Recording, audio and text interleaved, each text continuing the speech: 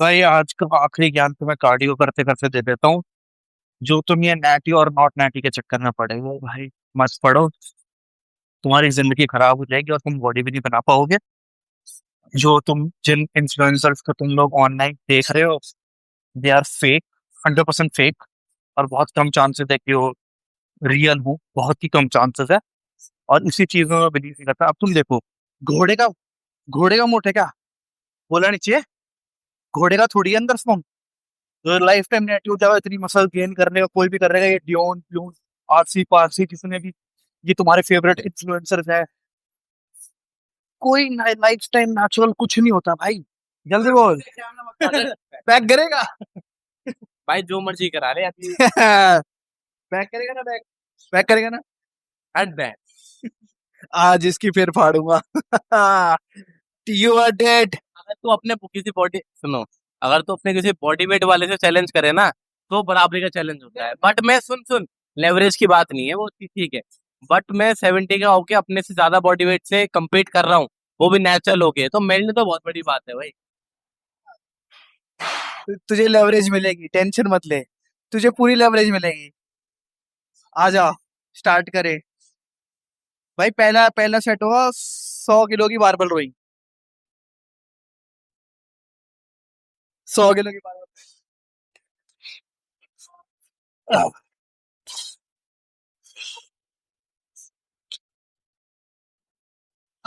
स्वागत है आप सभी का हमारे एक और नई शानदार वीडियो में। होप सो आप सभी लोग ठीक होंगे और बढ़िया होंगे। रेगुलर वीडियोस का मजा भी ले रहे होंगे होपफुली।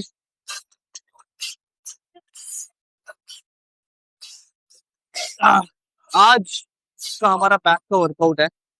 और बैक के वर्कआउट को शानदार तरीके से करने की हमारी पूरी कोशिश है। मेरे हमारे सारथी की जिसकी फुटेज आपने स्टार्टिंग में देखी, उसकी जरा फट सी गई है, तो वो बैक के वर्कआउट नहीं कर रहा है। बट हम लोग तो देन श्योर हम तो करने ही वाले हैं। बॉडी का ओपन अप करना बहुत जरूरी है। बॉडी को ढंग से ओपन अप किया जाए, वरना वर्कआउट करते हुए थोड़े शूटर बाहर आ जाते हैं।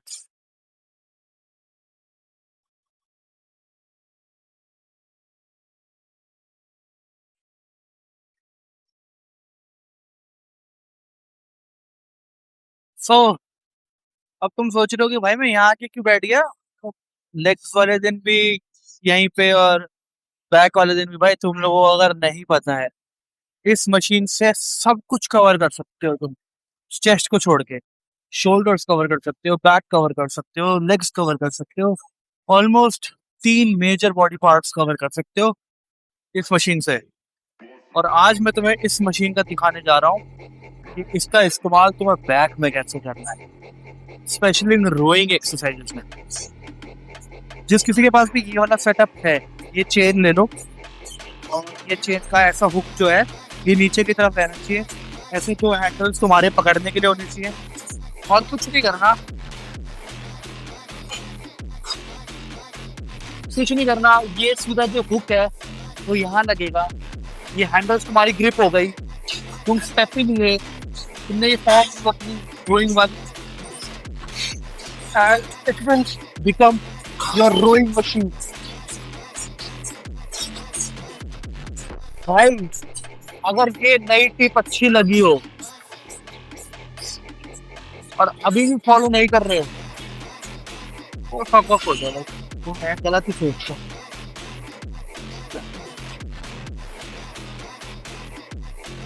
Yeah.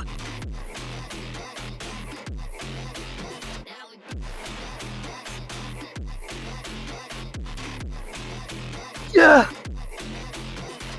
Yeah. Yeah. Oh, fuck. Oh. Z हो गया। रोइंग जो है बेस्ट है अगर तुम इस मशीन पे लगाते हो। It will give you a great range of motion and feel बहुत अच्छी आती है भाई, क्योंकि एक ही मोशन में चल रही है मशीन।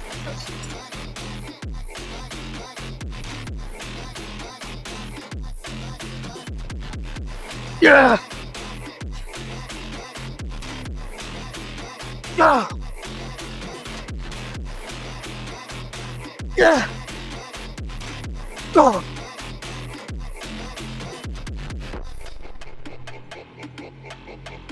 भाई अगर तुमने अपनी रोइंग लाइफ में ये एक्सरसाइज ऐड कर ली ना, अनबीटेबल हो जाओगे। हाँ बस इसका इफेक्ट जो है वो बार बार रोइंग कैसा है, मतलब कि जैसे बार बार रोइंग थोड़ी लोअर बैक पे आती है ना, ये भी आती है। अगर तुम्हारी बैक में लोअर बैक में इशू है तो that will be a problem to you. But अगर तुम बार बार रोइंग इतने से कर लेते हो तो बारबल रोइंग को तो बेस्ट एंड बेटर अल्टरनेटिव जो होगा, उससे अच्छा अल्टरनेटिव नहीं सकता बारबल रोइंग का।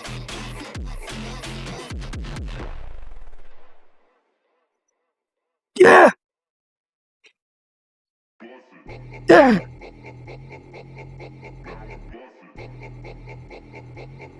Yeah! Oh, fuck. भाई 110 किलो में जो मैंने भी ऐसे मम्मी के पीछे बात करना छोड़ दिया था, उनके हर चीज में ताने आते थे। वो खुद समझू कि भाई ये चीज सही नहीं हुआ, तब जाके उनसे बात करनी शुरू करिए, वरना मेरी तो दिक्कत नहीं है, तो हर बात में खुशी बनो।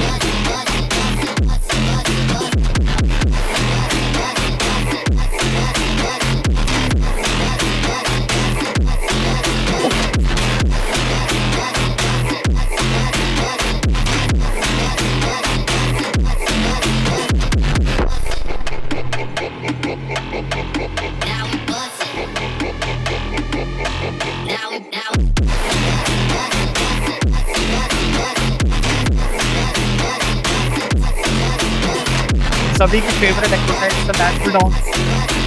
आज हम नॉर्मल कॉर्ड पे करते हैं, कभी नॉर्मल कॉर्ड पे करते हैं, आज हम नॉर्मल कॉर्ड पे करते हैं। बहुत दिनों बाद अलग फील आ रही है, अच्छी से फील आती है मेरे को।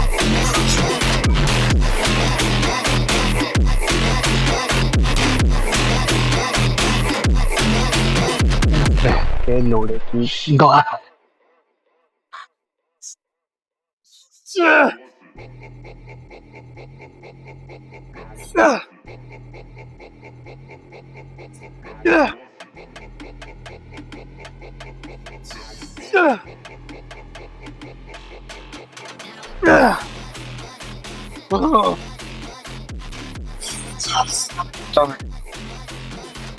ये अपनी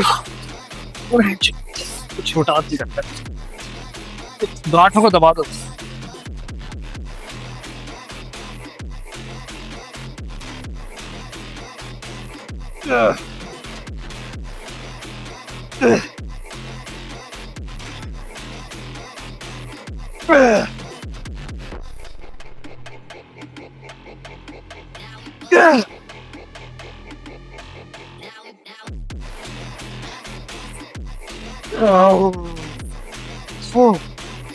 डेडली भाई, फुल रैक था।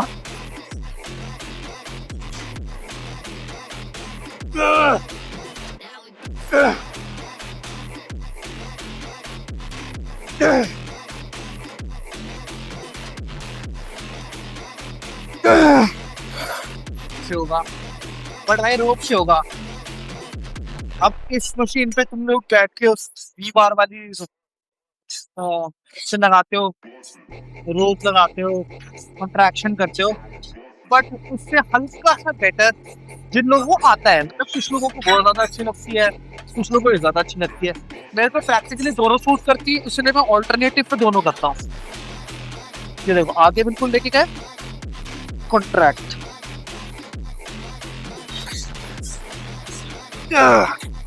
और भाई जिस भी एक्सरसाइज को तुम अगर होल्ड नहीं कर पा रहे हो ना 1 सेकेंड, तो भाई वो तुम्हारे लिए नहीं है। मतलब या तो वो वेट ज्यादा है, तुम ईगो लिफ्टिंग कर रहे हो, वो तुम्हारे लिए नहीं बनी, फिर तुम वर्कआउट के लिए नहीं बने। 1 सेकेंड का होल्ड बहुत जरूरी है, क्योंकि असली गेम्स तो वही देने वाला है।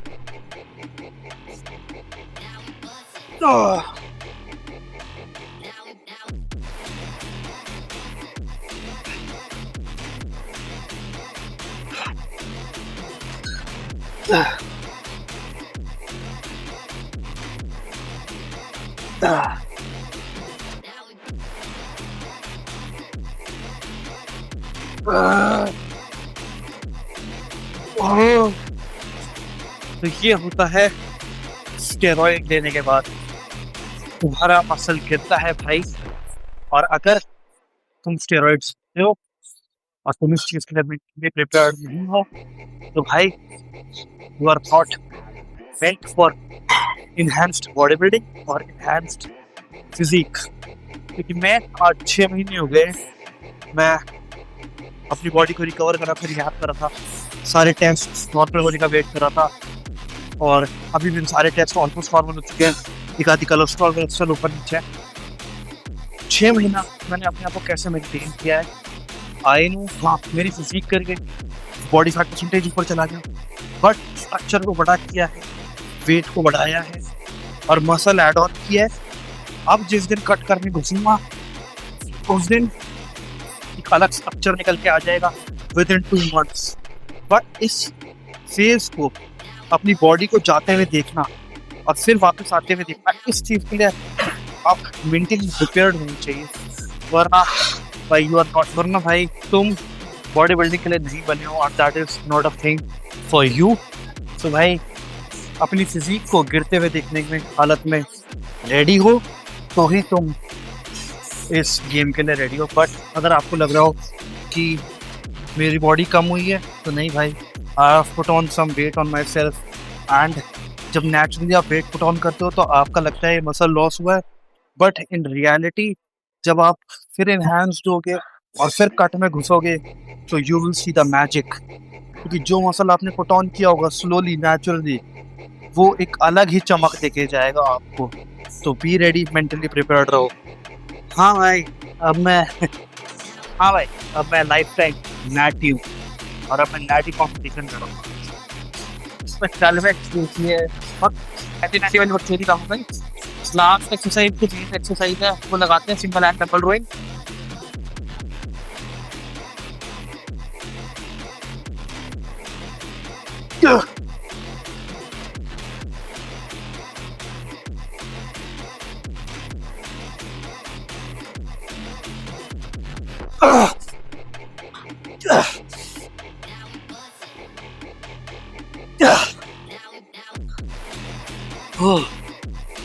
अब इसके बाद बाइसेप्स करेंगे,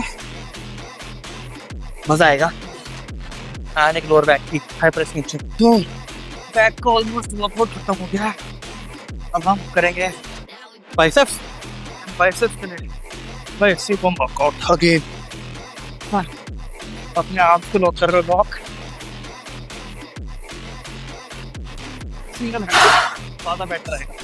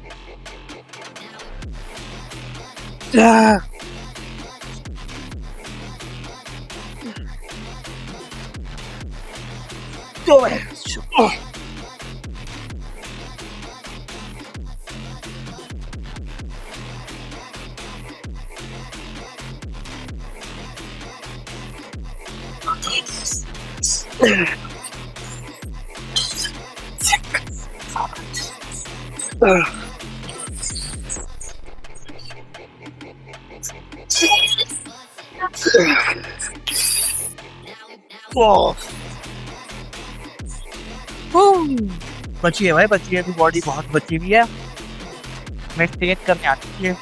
मैंने अपनी 70% बॉडी मेंटेन कर रखी है, 40% बॉडी कर रखी, होल्ड कर रखी है, और 30% का पुश देना है, वो गियर्स का पुश है। क्योंकि मैंने अपनी डाइट नहीं छोड़ी, मैंने अपना वर्कआउट नहीं छोड़ा, मैंने अपना कार्डियो नहीं छोड़ा, गियर्स छोड़े बस। गियर्स को ऑन करते ही I am well good again. But यही तो बात है कि लोग गियर्स पूरे साल छोड़ते ही नहीं है। गियर्स छोड़ने पड़ते हैं भाई, क्योंकि अगर तुम गियर्स नहीं छोड़ोगे ना तो तुम्हारी अंदर की हेल्थ खराब हो जाएगी। और जिसके लिए मैं हमेशा टेस्ट कराता हूँ अपने। मुझे पिछली बार मेरे मार्कर्स में ऊपर नीचे दिखा, मैंने टेस्ट कराया, मैंने चेंज करा सब कुछ, तो बहुत परफेक्ट, अब ऑलमोस्ट परफेक्ट है।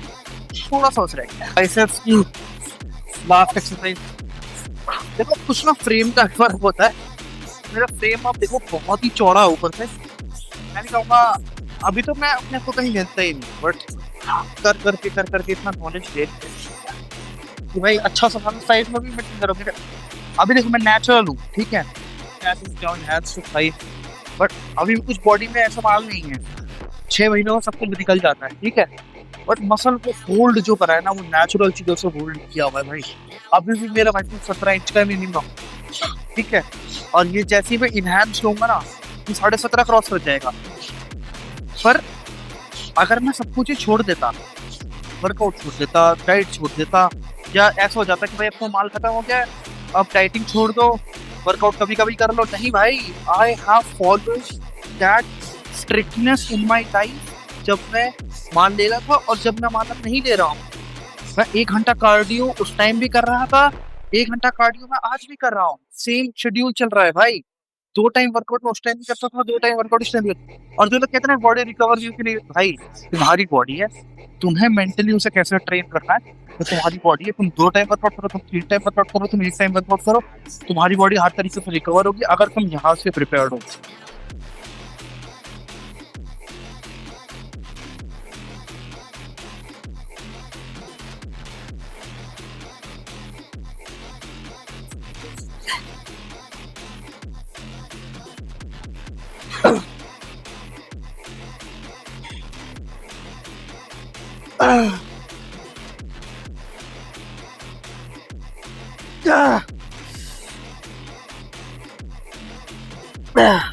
तुम लोग ना इस चीज से दूर रहो, life time natty, life time natty. भाई लाइफ टाइम नैटी नाम की ना कोई चीज नहीं थी। क्या होता है लाइफ टाइम नैटी? घोड़े का मोटे क्या बोला नीचे, घोड़े का थोड़ी अंदर स्पॉन। तो लाइफ टाइम नैटी हो जाएगा, इतनी मसल गेन करने का कोई भी कर रहेगा, ये डियोन प्लून आरसी पारसी जितने भी ये तुम्हारे फेवरेट इन्फ्लुएंसर्स है, कोई लाइफ टाइम नेचुरल कुछ नहीं होता भाई। they have taken something which you don't know, that's why they are telling you that they are lifetime natural। और तुम उनका ब्लड टेस्ट करने जाओगे नहीं और फेक होप्स में जिंदगी भरने जाओगे। तो भाई लाइफ टाइम नेचुरल क्लेम करने से बेटर है कि एक एक नेचुरल फिजिक अपने दिमाग में रखो और वो अचीव करो। और अगर तुम्हें नेचुरल फिजिक का अंदाजा लेना है तो भाई आर्नोल्ड के बेटे ने इस बार एक शो खेला था, उस वीडियो को उसकी फिजिक को देख लो। अगर मतलब बॉडी बिल्डिंग के भगवान का बेटा भी ऐसा हो सकता है, उसके बाद तो कौन से जेनेटिक्स की कमी होगी। अगर वो ऐसा है सालों की ट्रेनिंग और स्ट्रिक्टनेस के बाद, तो भाई सब कुछ झूठ है भाई। लाइफ टाइम नेचुरल वाला ये साकेत कोखले एंड डियोन एंड आरसी एंड भाई सब झूठ है। तुम फेक ड्रामा में बढ़ रहे, इससे बढ़िया मेरे जैसे ट्रांसपेरेंट रहो कि भाई हाँ अभी ले रहे हैं, अभी नहीं ले रहे, अभी ऑन है, अभी ऑफ है। That is a transparency man. भाई गट्स, मुंह से बोलना सीखो, जो लोगों को चूतिया क्यों ना।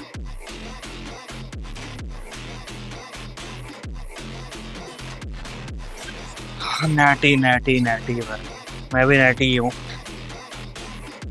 भाई। तुम लोगों को ना सच बताओ बहुत इजी है चूतिया बनाना, जिन लोगों को नॉलेज भी है ना भाई, इतना आसान है तुम लोगों को पागल बनाना कि भाई इतना इजी तुम सोच नहीं सकते, और तुम बनते चले जाते हो, उनकी पेड प्रमोशन से पैसे फूकते चले जाते हो।